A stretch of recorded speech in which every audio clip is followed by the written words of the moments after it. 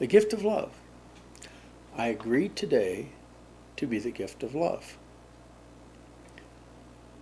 Very simple statement. It only requires me to do this thing now. I don't have to do it tomorrow. If I get upset with somebody, I don't have to do it then. I just agree today. In my case, I agree now to be the gift of love.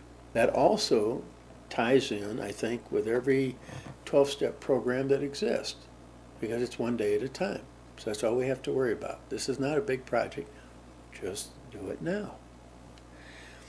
I agree to feel deeply love for others, independent of anything they are expressing, saying, doing, or being. Now that sounds like a big order, and I can remember even yesterday some things that happened that I have to reconsider my initial response to be able to do that. But what I have to remember is I'm doing this silently and secretly. So I don't expose myself as a weakened condition or something with somebody that is doing, let's say, inappropriate behavior. I can actually express whatever I would normally express. The only difference is I'm coming from the power of love, not anger, hatred, resentment. Or if I do start to come from that, I can change it over very quickly by just saying, I agreed today. Notice I said agreed. I agreed today to be the gift of love. Do I still agree to do that? Yes. It works. It works. I agreed to allow love as I know it. I know it. Not the way for you I know it, but the way you know it. I agree to allow love as I know it, to embrace my whole body, completely embrace me. Then just send it to them silently and secretly. So love as I know it, for me, one example I use is a picture of a baby with that certain look in their eyes. Many people, it could be a sunset, it could be a dog. I think dogs are here to teach us unconditional love. I mean, whatever we do, they're there with those eyes just looking at us, waiting us for an ounce of kindness from us in expectancy. Well, I find the reality is that every human being is really waiting for an ounce of kindness from us in their hidden expectancy. I agree to feel it, accept it, breathe it into every cell of my body on each in-breath. And I breathe from my abdomen. And I actually breathe all the way down to my toes and all the way out to my fingertips. I try to get into every cell of my body. And I hold that vision, whatever my vision is, that allows me to have that feeling of pure, unconditional, unblemished love. I hold that vision, that thought, as I'm breathing in. And on each out-breath, I exhale any feeling unlike love. So when I'm initially doing this, I breathe in the love, and on the out-breath, I pull the breath all the way from my toes and fingers out, and I imagine there's a candle out about here.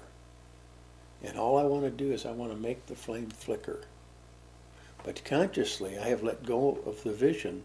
And what I'm doing now, consciously, as I breathe out, I'm doing pursed lip breathing. And there's several reasons for that. But I'm scanning my body, all parts of my body, and any feeling, unlike that love that I breathed in, I let go of.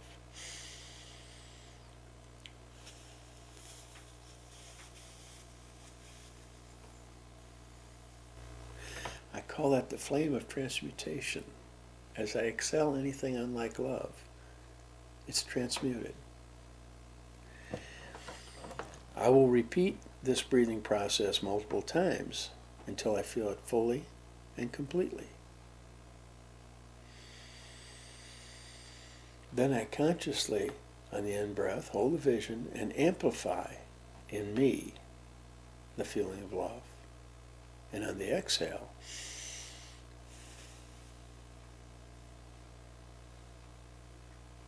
I project it out to others. If my consciousness is cloudy and I'm just having trouble, I'll actually project it into my own consciousness. If I have a thought or a memory of somebody that I know is in trouble, I'll project it to them. This is my secret agreement. No one else is to know it. Now, for most folks doing this, it truly is a secret agreement. And that's what makes it so easy to do. Because they don't have to make themselves vulnerable. They don't have to risk a thing. As I said before, I think I said before, they don't even have to change anything in themselves. If they have resistances and resentments, it's okay, that's what they have. But they will find, as they do this over and over again, that the love they're projecting out seeps in as well. And those things, and oftentimes we're finding, will gradually drift away. They will also find if they are feeling bad within themselves, because sometimes they're acting a certain way with somebody and they feel they shouldn't be, at least they can hold and express love to them even while they're doing that behavior.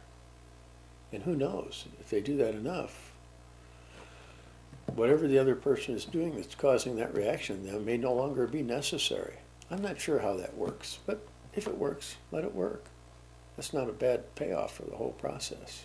So that essentially is the gift of love and the gift of love process.